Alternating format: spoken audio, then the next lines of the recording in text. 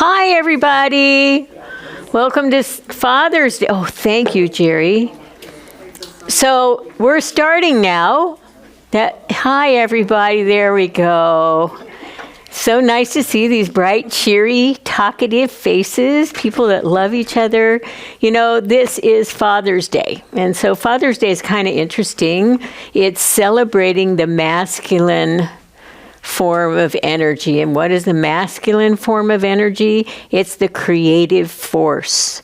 The creative force. So the feminine, the divine feminine, which is what we call in science of mind the law, is that which is like the womb, right? And it takes an idea or a thought or an intention and it grows it and then manifests it, okay? But the power of the dynamic or the male energy is the thought itself, the intention that's coming in.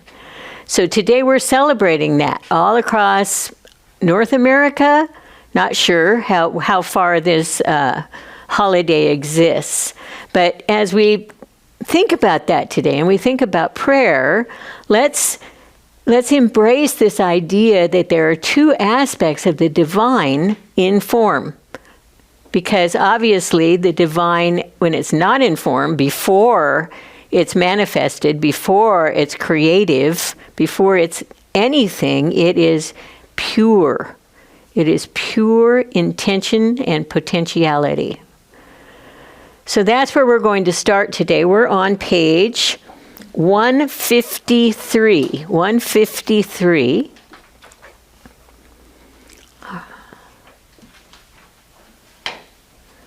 And I'm going to read just a little and then invite us into conversation. And I'm probably going to start right away. So I'm going to engage the audience right away. So when you guys are ready and you have a thought or an idea, just put it in the chat. All right? So here's the first sentence. Cause and effect are but two sides of thought, and spirit being all is both cause and effect. Spirit is all, and it is cause and effect. So what does that mean? It's a rhetorical question. What it means is, cause is that intention, right? And typically we think of the higher or the inner as coming down from above. In the Judeo-Christian kind of a background, that's where it comes from, right? The Eastern people don't really experience it that way. However, some of the chakras, if you look at the chakras that are vertical, then the logical extension is up. So if you will, just think about up right now and what up feels like as cause. So it's outside of this physical manifestation, this time and space. The condition is what we call it. We call it the condition. All right? So effect then is the result, the thing that's happening. The thing that's happening in your life right now. The thing that's happening today. How you felt when you woke up this morning. How you're going to go through your day. How your finances are. How your house is and your environment and your relationships. Everything that's going on in the physical manifestation is the effect. So it feels like two, right? The male, the female. Okay, good.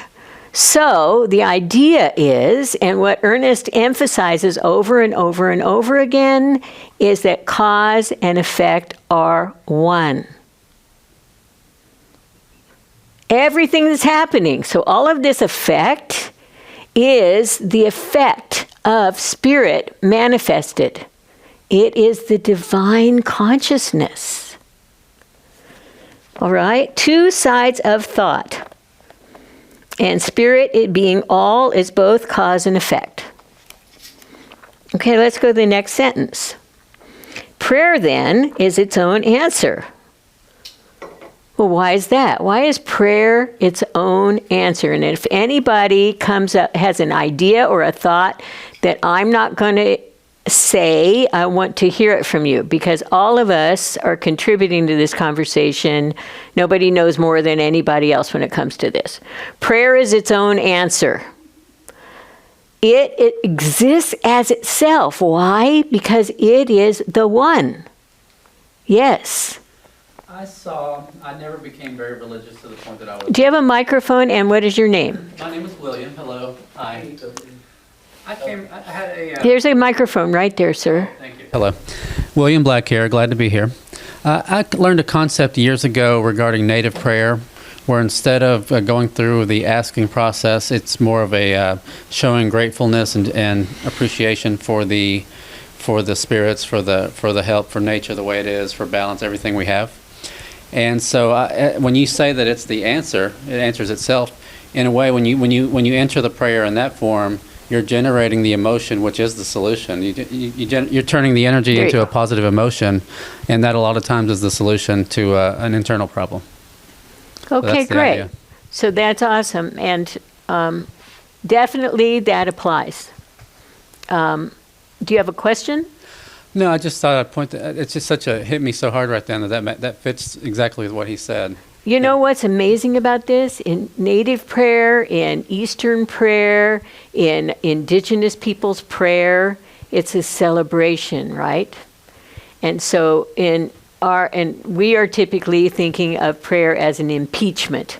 The word impeachment's kind of weird, especially in our country, but it's asking and begging, imploring sometimes for the intervention of the divine into form. But the point is, the divine's already in form. The difference is, where is the intention? Thank you. Okay, next sentence. And then you, Joseph, anytime something comes up, just flag me, okay? All right, good. So the Bible tells us, before they call, will I answer. Before they call, will I answer. So what does that imply? The spiritual truth, when we over there in the practitioner room, when you come on Sunday and or give a call to any practitioner, what's going to happen is you're going to tell them about your condition, right? What's going on with you. And then they're going to speak their intention into the law, understanding that Spirit has already created it. The answer is always contained within the question. The problem is always solved already spiritually, because you wouldn't have it if it hadn't already been created as cause, as spirit. So sometimes that's really hard to take in, because a lot of these reality things are pretty intense and harsh, right? But on the ultimate level, and what Ernest is always talking about on the higher level, this is the spiritual truth. The spiritual truth is any question, any problem, there's already a solution, there's already an answer that exists currently, not in the future, any manifestation. Say you're looking for greater wealth. Okay? So that greater wealth, if that's your desire, it's already a spiritual idea. It's already manifested in the mind of God, for lack of a better word. And as we align our beliefs with it, and then allow it, and the law manifests it, then it happens. Okay, and I think he's going to talk about belief here in a second. All right, so before our prayer is framed in words, no, that's an odd sentence. God has already answered. Before our prayer is framed in words, God has already answered. But if our prayer is one of partial belief, here it is, then there's only a tendency toward its answer. So it really boils down to, what do you believe? Do you believe this stuff? What if you don't? I had that problem. I didn't, I was going into this course called Inward Journey. And this is a 9-month course of deep personal development that we have here at CSL. And I recognized that I did not believe it. even though I'd taken all these classes, I had head knowledge, but I did not have knowledge within, in my heart. I didn't believe it. So I thought, I've been dealing with this my entire life. There was a book called The Nature of Personal Reality that Jane Roberts wrote way back in the 70s. And that the whole thing, it boils down to belief. And I thought, well, how do I change what I believe? So Ernest Holmes talks about it here. It's about deciding. I'm going to decide to believe this. Why not? My thoughts are mine. I can choose my thoughts. I'm going to believe this. Yes, ma'am. Please say your name and use the microphone. Good morning. I am Jacqueline. And you opened with a statement that is hitting right here, where you talk about the spirit being the womb. I can recall in a time of thinking that that's where we receive everything is there. That's where it is given. And so for me, I know that when I am praying, it is coming from that place where it already knows. And so it knows because it's given to you from an infinite point of time. And it was here when you became conscious, whenever time that is. So you step into the realm of accepting that. And that is where all of these questions of why comes, which leads you right back to the infinite. All these things are that one word already. Exactly. Great point, Jacqueline. Okay, good. Yes, sir. I'd like to point out something I've learned, and I got this part from Think and Grow Rich, where there's an emphasis on decision that you were just talking about. Decision is a very important life skill to be able to decide, but it's something we develop to. We become better at it with practice. And I think a big part of that is knowing the difference, taking it from choice, which everybody makes choices. You have no choice but to make choices every day. You're going to have selections and options and ways you might go, directions you might go. But decision is such a much deeper thing. A decision can entail so much related to your identity, to your path. Like an actual real decision, if you decide to believe something, it rearranges other beliefs. There's other factors. So there's this more complex process to it. And I think that's where people get hung up, is not realizing how much is entailed. So I've come up with a strategy of my own, which is once I've made a decision, I've thought it through, I've dealt with the feelings regarding it, but I align my choices with my decisions to focus on becoming more balanced in my decisions. So my choices, when I find trouble with the choice and it's not aligned with the decision I made, my pain and pleasure will kick in and let me know, you start to feel bad because there's something that I decided not to do, but now I'm tempted to do that. So that's where we learn about ourselves, I think. And I think that's pretty much encapsulates the whole process, moving from choice to decision. Thank you. All right, great. So let's move forward. Okay.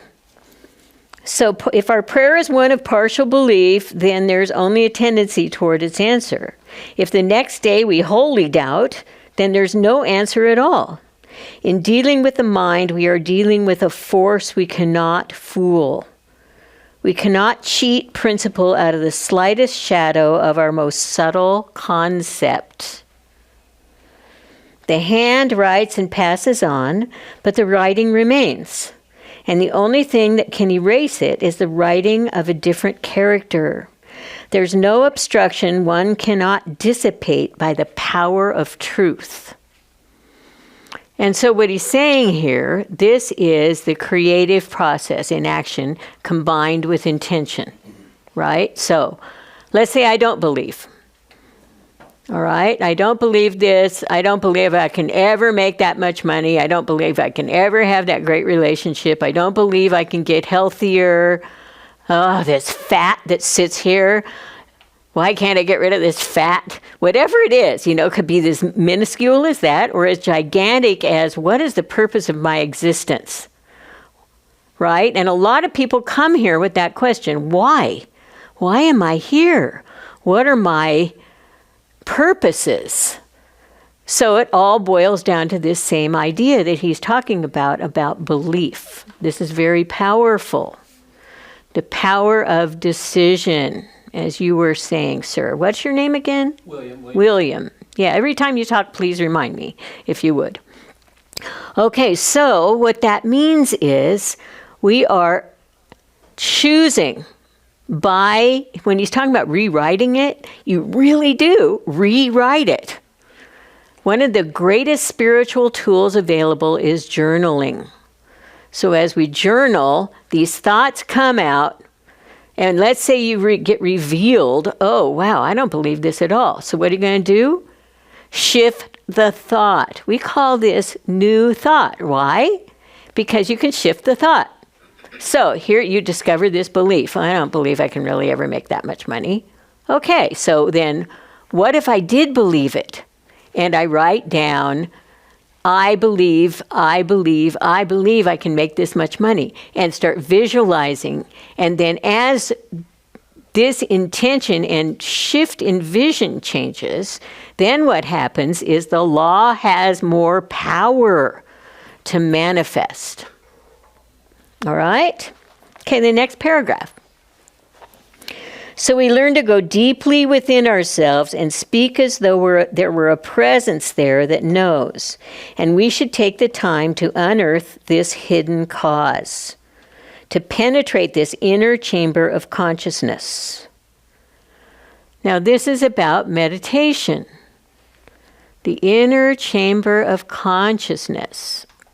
So the second spiritual practice is meditation. Maybe the first one. It's the first one for me. And so as I sit and allow and breathe, I am seeking.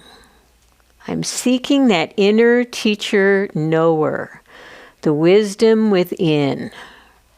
And as I do that, then I release my thoughts, release my current condition, release my beliefs, and allow the presence of the divine to fill me, to fill my heart, to fill my brain. And I do this every single day, this inner presence, waiting for that still small voice. If sometimes it takes waiting. Sometimes it takes feeling into it, and then sometimes it's a burst of awareness. Who's had that burst of awareness? Right? Okay, that's power. And when that happens, then the law manifests more easily. Does that make sense to everybody? The law manifests more easily when there is the power of intention and belief. All right, next section. It's most worthwhile to commune with spirit, to sense and feel it. The approach to spirit is direct through our own consciousness. And he's talking here about those people that have been in the world where somebody else had to give them their spiritual truth, whether it was an astrologer or a psychic or a priest. Okay, because a lot of this is historical when you look at it. The spirit flows through us. Whatever intelligence we have is this spirit in us. Prayer is its own answer. Prayer is its own answer. Now, I have never considered it this way before, but that's really it, isn't it? Recognizing it is an entity unto itself. It is the divine consciousness manifesting itself into form, into effect. So it takes a life of its own. When we release our intention into the law, in spiritual mind treatment, that's exactly what we're doing. Rather than as an individual thinking brain, I am now allowing the spiritual manifestation, letting it be, and then noticing. So we say TSRW around here. And it means this stuff really works. All right? And that is because once you let the thought go, once you place it into the law, especially when you have this belief and intention, then it's about noticing. Noticing what you're thinking, noticing who you're running into. Are you running into somebody new? Are you getting more ideas? Did some kind of like $5 thing come in the mail? Whatever it is, that's awesome. And that's where the gratitude piece comes from that you were talking about earlier. And so this is really significant. We need to recognize that you just don't keep thinking about it. Whatever you think about is the aftermath, the new condition, the new realized state of consciousness. Yes, sir. I had an aha just then, because I've had times where Your microphone, please. And would you do me a favor and just stick it closer to your mouth when you talk? Sure. Not used to microphone, sorry. Yeah, I've had an aha just then, because there were times when I've been on the other side of it, when I'm very aware of the now. I've learned this stuff in the past, but get out of my habit sort of thing. And I've had the times where I started to realize that I'm blocked, that, I'm recognizing the now. I know there's synchronicity and things happen, and they let me know I'm on the path, I'm on the direction. But I've also noticed at times I've been blocked from being able to do simple things. Like all of a sudden, I'm not aligned somehow, and I have this simple goal. I want to go interact with these people or socialize, and certain things happen, and they sort of take me a different direction. And when it's recurring, it's enough to tell me that I need to change something.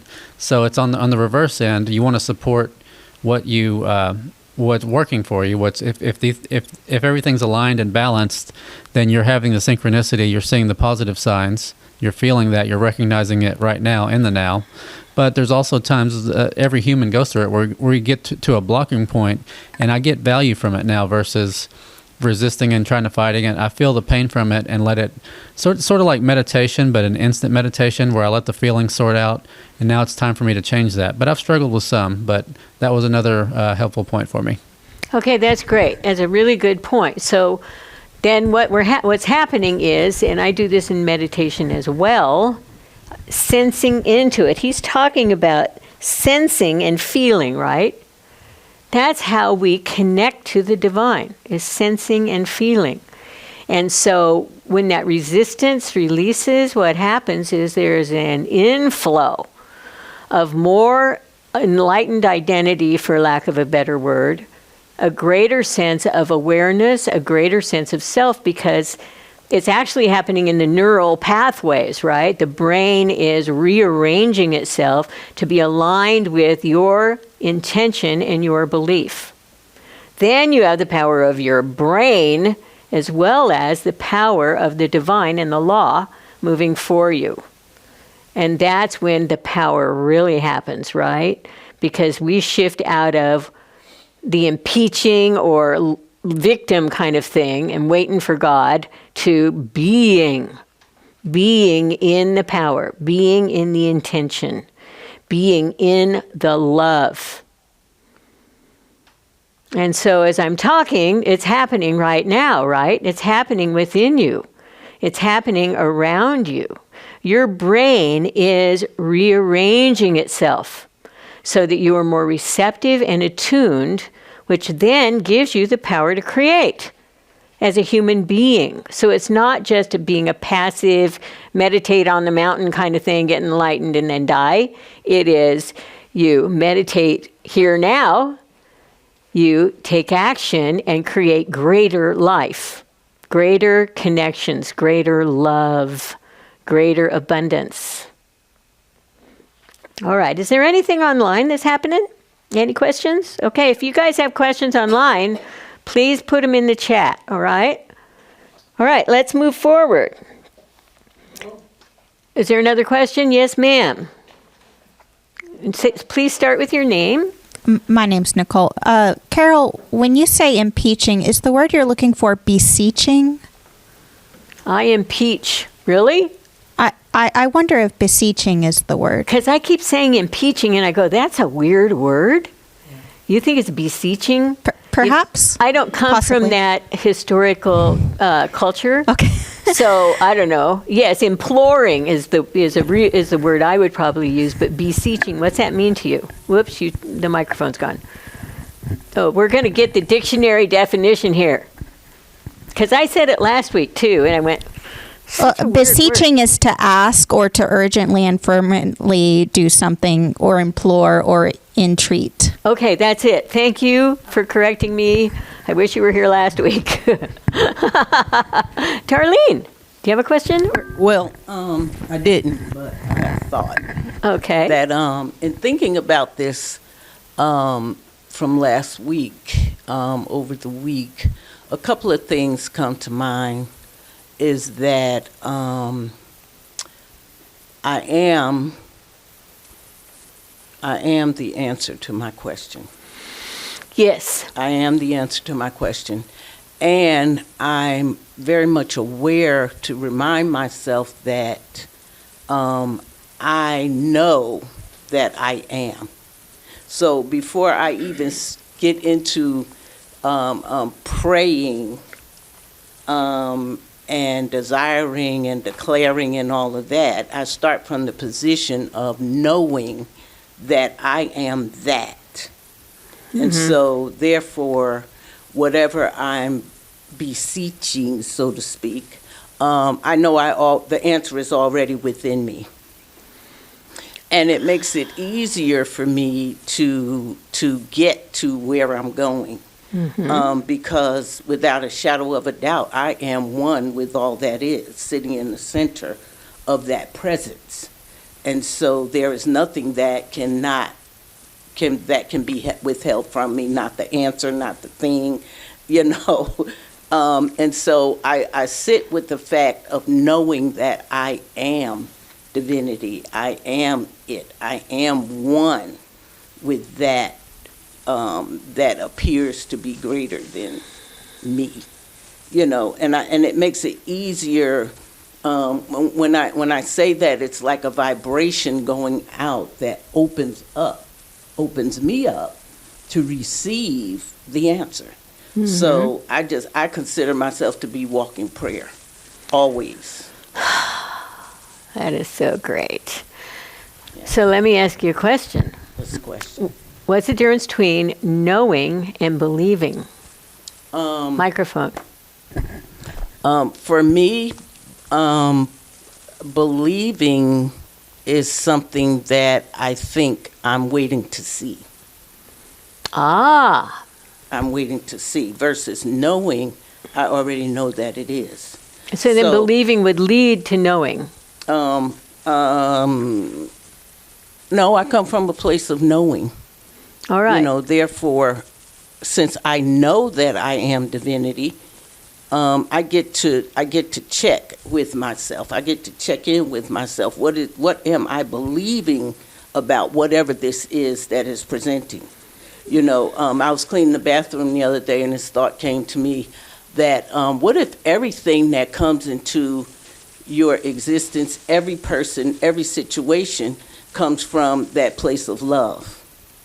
So which allows me to check what I believe and to check through what lens I'm looking at whatever the situation is. And the knowing is that it's from love. Whatever it is, I'm going to get to love. Why? Because I am love. Microcosm of the macro.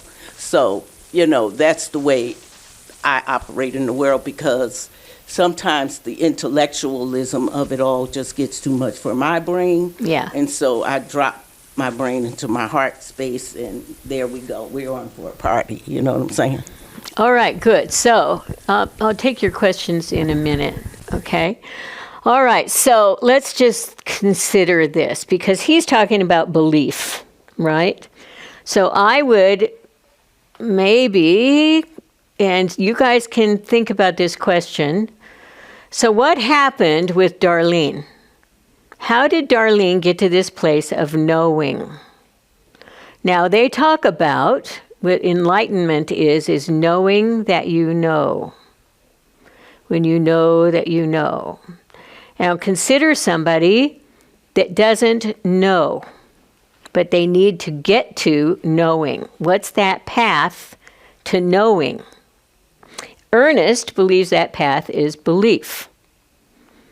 I believe it to be true, and as I believe it to be true, I transition. My identity shifts. That's why I'm talking about these neural pathways. My identity shifts so that I begin to know. Then I have the conviction. I recognize this is true. I am the divine in all forms. I am love. And guess what? So are you.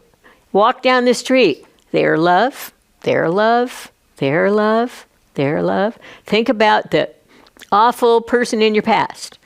Their love. They are love. And recognizing this and paying attention to that, that is what shifts one's identity. And then we start to become more whole and then know that we know.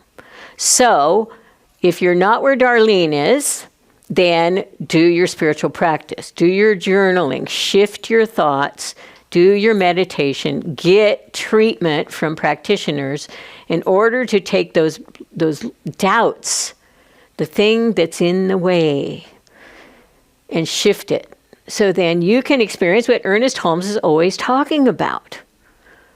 All right? Okay, let's continue. Whatever intelligence we have is the spirit within us. Is this spirit in us. Prayer is its own answer. We can be certain that there is an intelligence in the universe to which we may come that will guide and inspire us, a love which overshadows. God is real to the one who believes in the Supreme Spirit, real to the soul that senses its unity with the whole. Every day and every hour, we are meeting the eternal... Am I skipping anything? No. Meeting the eternal realities of life and in... Continue. Every day and every Hello? I'm hearing myself. It's an echo. Okay, it's cool. Okay, let's start this paragraph again. This is the last page. Every day and every hour, we are meeting the eternal realities of life. And in such degree as we cooperate with these eternal realities in love, in peace, in wisdom, and in joy, believing and receiving, we are automatically blessed. Our prayer is answered before it is uttered. So that is what Darlene is talking about, right? Recognizing that every act, cleaning this toilet, is love. This toilet is made out of love. Okay? The dog that's walking down the street is love. This book, physical form, is love. It's wisdom. What did he say here? What are the three things? Peace, wisdom, and joy. Peace, wisdom, and joy. So what are your questions? And if you would answer in the first person, that will be way better than saying the word you, because we can't speak for anybody else. We can only speak for ourselves. Jerry.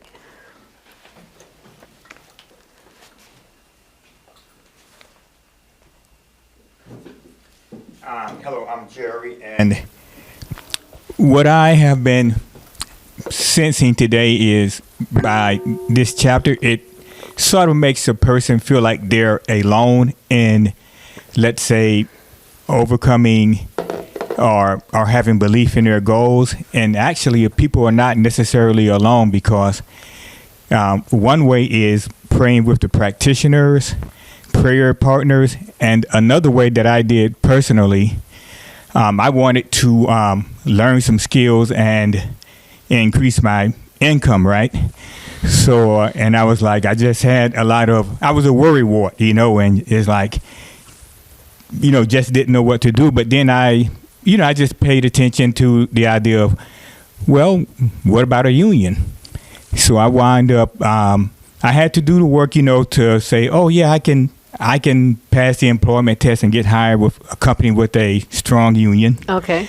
So I wind up doing that, and that was a big relief for me, because my way of overcoming the doubts as far as increasing my standard of living was, through the union. The union was like, I was a teammate with the union. They negotiated pay and benefits.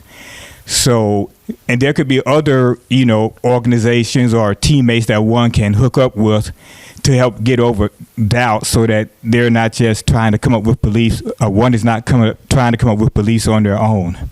Just, teammates and partners to help a person get the belief that they need, so that they can experience their goal. That's such a great point, Jerry, because there is the power of the group. That's why we come live, if you can, to CSLDallas. Or we have sanghas. We have little circles, groups of people that come together around a goal or a common desire or interest. And so there's so much of that here and outside. So I love this example because when you use it, something like a union, what kind of work do you do, Jerry? Telecommunications. And there's a union for that? Yes. Mhm. That is so awesome. So then you have the power of somebody to rely on you and they got your back, right? Well, Spirit has your back too, but many of us are introverts. I myself am an introvert.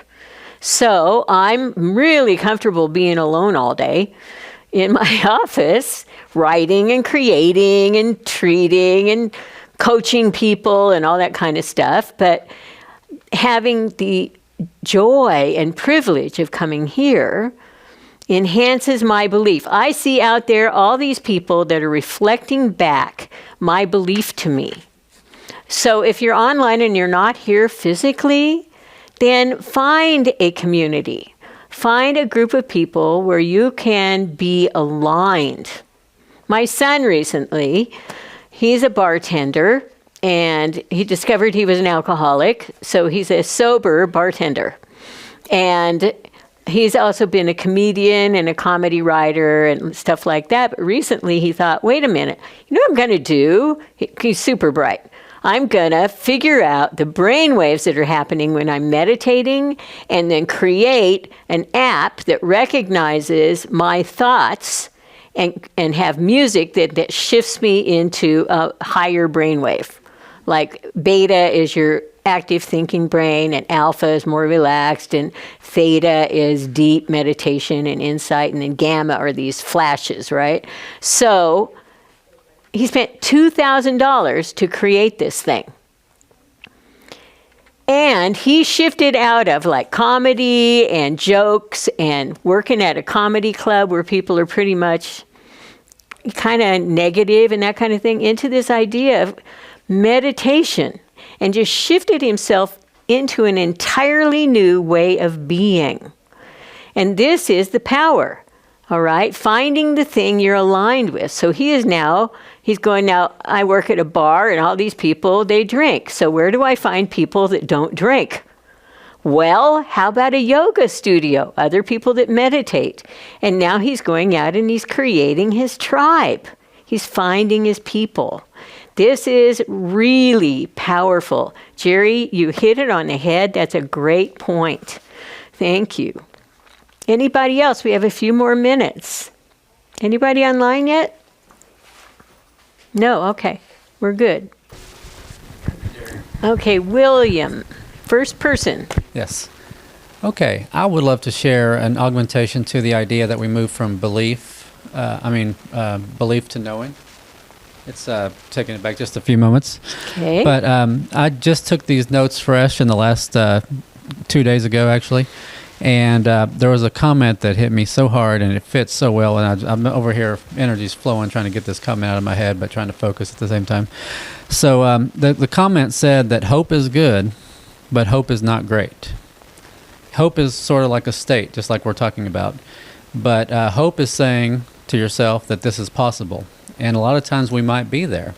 It might be important for us to pass through this stage and begin a process. But you want to be in the process of taking possible into probable. And then from probable opens up the possibility that you move to definiteness. And that's what the whole picture of it's sort of like a map that in that one quote, I think I have a map of the whole process of why we even meet for this topic is we want to go from possible to definite. That's right. So great, but Thank you. So Darlene, I'm going to invite you to consider what you're calling belief hope. Great point, because belief is conviction. Belief is knowing, according to Ernest Holmes. He doesn't distinguish between knowing that you know and believing that you know. And this is it's significant because then if you can create the belief, then you can manifest. And that's the process that we're going about here. You have a retort? What I hold on to is the fact that because I know that I'm divinity, therefore I believe. I know. So that's what I'm saying. But sometimes I think that we affirm a thing before knowing who we are. Mm-hmm. And then we wonder why our quote unquote prayer is not answered, because we lose hope. And so I don't get real wrapped up in hope. Yeah, I stay in, I've learned to stay in falling back into knowing who I am, and so, yeah, I don't even consider, when I'm thinking about belief, and I'm considering what I'm about to choose and to make my choice, I say, what am I believing about this? I already know who I am. I see. I know who I am. Thanks to being at CSLDallas, I know who I am. And so therefore, when I see a thing or having to pray about a thing or treat about a thing, I go and I say, what am I believing at this moment? Hope, I don't have much faith in hope. Okay, great. So, excellent. And Brenda, we have 2 minutes, but let me just respond to that. Well, and we're emphasizing here what Ernest Holmes thinks. And so we have to, to understand this book, we got to know, what is he saying? And that is the key here. But I agree with you wholeheartedly. Brenda, 30 seconds to a minute. Trish says, hope is the crossroads between doubt and desire. And so, just like seeking, if I'm seeking, I don't have it yet. Yeah. Belief, for me, started as a choice. And as I saw the outcome, scientifically, the N number became irrefutable. And that shifted from a choice of believing to an experience of knowingness. So yeah, that's what happened for me too. The exact same thing. So yeah, for those, so it's beautiful. Thank you. That's a really great distinction.